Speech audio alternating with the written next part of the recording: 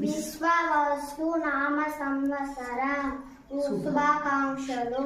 ఉగాది పండుగతో తెలుగు వారికి కొత్త సంవత్సరం ప్రారంభం అవుతుంది.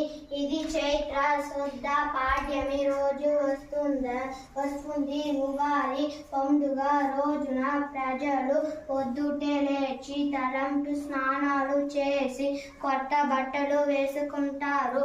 పిల్లలందరూ పెద్దల ఆశీర్వాదం తీసుకుంటారు. ఈ పండుగ రోజున ఉగాది పచ్చడి తినడం ప్రత్యేకత.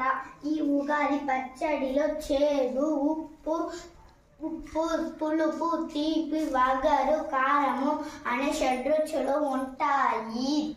ఈ ఉగాది రోజు సాయంత్రం గ్రామ ప్రజలంతా దేవాలయానికి వెళ్ళి పంచంగా సేవనం చేస్తారు. మిత్రులు బంధువులు పరస్పర శుభాకాంక్షలు తెలుపుకుంటారు.